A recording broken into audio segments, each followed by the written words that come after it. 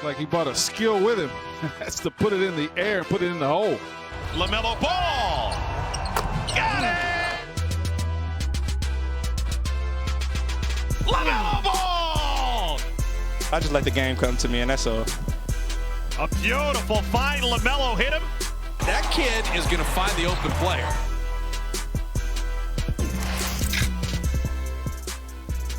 Good news out of Charlotte. LaMelo Ball has been cleared to resume individual basketball activity after a CT scan on his fractured right wrist showed that it has been healed.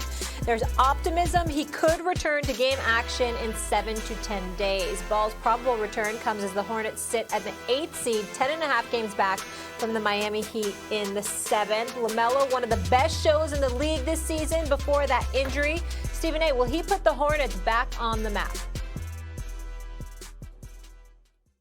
I'm sorry, I couldn't hear, Molly. Do you think LaMelo returning will put the Hornets back on the map?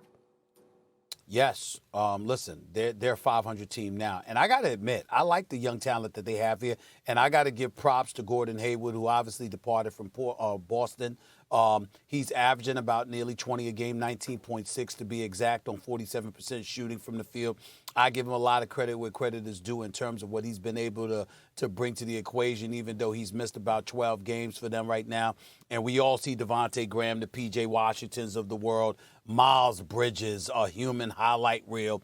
But LaMelo Ball, 15.9 points, 6 assists per game, 45% shooting, 37.5% from three-point range. And the dude is just assertive. And this team believes in him. They really believe in him, and they love it. They love being on the floor with him. And I think when you watch these young dudes play with nothing to lose because they don't have much history to fall back on, I definitely think he can come back and make things very, very interesting for this team moving ahead to the end of regular season and possibly getting into the playoffs. First, let me say this. LaMelo Ball, if he comes back from this successfully, Stephen A., plays in most of the remaining games, I still think he should be Rookie of the Year. In fact, I think coming back off that injury only adds to his case for Rookie of the Year. I agree. Not just because Edwards or Halliburton haven't, cemented it, but because what a thing to come back from. It's supposed to be a season-ending injury. You're clearly the best rookie. You come back and play out the remainder of the season, play your team into the play. If he does that, to me, he's Rookie of the Year. It only adds to his case. That's the first thing. The second thing is he's already an all-star caliber player already, and he's a 19-year-old rookie. He is a genius-level passer, and as you pointed out, he can shoot, he can do a lot of stuff, he's assertive. Is he going to put the Hornets back on the map? Not in a permanent way, and I'll tell you why. Because when you have a market like Charlotte, you have 6 years to win a championship, and then a marketable star like LaMelo is going to want, unless you've won a championship or you think you're going to win it the next season, his agent's going to call the team and let Michael Jordan know, you might as well trade us this upcoming season because otherwise we're just going to sign away. You're not going to get anything for us. Because he's going to want to play in a major market. And by the way, his game translates to a major market. Personality, game, the whole thing. And so I don't see, now look, maybe Michael Jordan, Stephen A., is willing to spend money when he thinks he has a chance to win, and he'll be able to show that, but he hasn't shown that yet. And if there's not a team around LaMelo that can win a championship in the next several years, he's not going to wind up staying there. And so he won't be put back on the map in any permanent sense. I mean, the Greek Freak just signed an extension, but when was the last time a guy at that level signed in a market like that past the original, the original extension, right? Like past 7 years. I don't see him, unless Jordan changes his ways as an owner or shows, hey, if the door is open, if I see some daylight, I actually will spend, why would he stay there? Max, he's a rookie. Can we deal with that 3-4 years from now? The Charlotte Hornets, what have they done in recent memory? I mean, just think about that for a second here. The fact of the matter is they haven't been in the playoffs, what is it here? Since 2015, 2016 season, they've only had 3 playoff appearances since getting to the semifinals, led by Paul Silas in 2001, 2002. And so in those 3 appearances that they made the playoffs since, they haven't been out of the first round. So when we talk about putting them back on the map, simply making the playoffs will do. And not to mention the fact that LaMelo ain't going anywhere for the foreseeable future. He's going to be there at least the next 3 years. So what's the problem? Oh, no problem. We're talking about back on Put the them map. on the map. I'm saying in a Put them on the map. In a permanent way where he's challenging, or at least until the next 6-7 years, where he's going to be challenging for championships because he has that kind of talent. Okay. All right, we'll leave it there. Steph Curry, red hot, and reminding folks of his greatness. Is it fair to say that he's the best point guard we're going all time?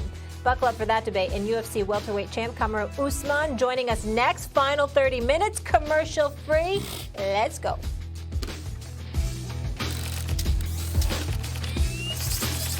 He's setting records daily. For his latest feat, Curry poured in 49, 20 of them in the fourth quarter in a 107-96 win over the Philadelphia 76ers on Monday night, becoming the first player in NBA history age 33 or older to score 30 or more points in 11 straight games, passing Lakers legend Kobe Bean Bryant, who scored at least 30 in 10 straight games. That was in December of 2012. Stephen A., is this the best Steph has ever been in his career?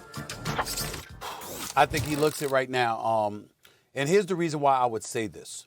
Because it's without Klay Thompson on the court. That's why. See, no matter what greatness you saw from Steph Curry during his back-to-back MVP years, when you looked at him and you saw Klay Thompson on the court with him, who was an elite marksman in his own right, and the crew that they had assembled, obviously, as great as Steph Curry was, you could marvel at it while at the same time recognizing the fact that you have to pay attention to somebody else who's a pretty elite shooter himself, and that is Klay Thompson, who I believe to be one of the top 5 shooters in the history of basketball. I think Klay Thompson is that elite of a marksman himself. But when you look at what's transpiring this year, and you look from an offensive perspective of what Steph Curry has around him and what he's doing, averaging 31, 6, and 5 on 43% shooting from three-point range. And this is like before April, he had a little stretch there where he was struggling with some three-point outputs or whatever. This dude is the elite marksman in the history of basketball, the greatest shooter we have ever seen, the greatest shooter that God ever created. I'm telling you, this is what he is, and everybody knows it, and it's no longer a deniable issue. Now, I don't have him as my league MVP, but my apologies to him. He definitely needs to be included in the conversation. He's not a top 2, might not even be a top 3 candidate for league MVP honors because the Golden State Warriors are an average team. But when I look at his greatness, it speaks for itself. And when you look at it in terms of his performance this year, the greatness that we're witnessing without Klay Thompson is what really stands out in my mind. Those other performances, as great as he was in the past, Klay Thompson was on the court with them. Klay Thompson's not there this year. You know he's the lone option offensively for the Golden State Warriors, and you still can't stop him. Yeah, let's get Max in. No, as great as Steph Curry is right now, and he is in the MVP conversation undeniably, he just put himself there. He's forced himself there. Look, before the season, I thought Luka was going to win MVP. I thought Steph would be way up there because he has to carry more load, because there is no Klay Thompson. Because, of course, he's going to shoot it more. Who else is going to shoot it on that team? So I'm not impressed beyond where I thought I would be, except when your eyes are on Steph Curry, you go, oh, my God, how can something be better than this? In 2015-16, when they won 73 games, Stephen A., it was even better. I mean, it's virtually the same player, right? But that's the thing. He was the same player back then. I mean, game has evolved a little, sure. He stole the ball more frequently then. I looked up the stats. They're almost identical, but he had twice as many steals. But he does some things now with more, he's more experienced now. But the difference is he was doing that in a league that wasn't ready. It's one of the reasons they won 73 games before KD. 73 games. And I know you watch it now, you go, oh my God, he just dropped 47. He dropped it. He had multiple 50-point games, 51, 50, 50-something. He had tons of 40-point games that year. It's easy to forget when your eyes aren't on him that year what he was doing then, but he was doing it in a league where no one else was. That has even more value. Now you have Damian Lillard. Oh, look at that. I could shoot from way out there. Let me try this. You have Trae Young. You have other guys where Steph has shown the way, and now they're doing it too, making it still incredible, but not the same kind of impact it had back then. Of course, they had Clay then, Iguodala, Draymond Green was shooting better. Stephen A., all that stuff is true, and that contributed, obviously, mightily to those 73 wins. But my God, what Steph was doing back then, there was a reason he was MVP, and we all said, yeah, he's MVP. Look, right now, the Portland Trail Blazers record isn't amazing. The Nuggets record isn't amazing, and we're looking at Jokic and Damian Lillard, and Steph is in that category. Back then, it was Steph Curry as MVP, retire the prize. Well, I disagree. Like I said, you can point to the greatness of Steph Curry, and a lot of people will point to what he did in 2016 particularly. But my point is that when you have a marksman, an elite marksman on a court with you, and that distracts the defense, that plays a role in what you're capable of doing. It's almost like if you go on the court with LeBron James, you're going to be better because LeBron James is elite and attracts such a clear amount of attention that it's going to make things easier for the people around him. Steph Curry had Clay back in the past. He doesn't have Clay this year. And when you look at what he's doing anyway, you just have to marvel at it. And his conditioning, his movement without the basketball, it's just something special to behold. The ball handling skills, the jump shooting, all of that stuff. But, Max, I looked up a stat here I want to throw by you, a few of them. I have in front of me, Max, threes that Steph Curry has hit against each team in the NBA this year, okay?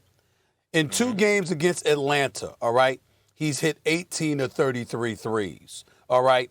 In 2 games against Chicago, it's 11 of 29 threes. In 2 games against Cleveland, it's 11 of 24 threes. In 2 games against Dallas and Denver, it's 15 of 29 threes. Against Detroit in 2 games, it's 11 of 17 threes.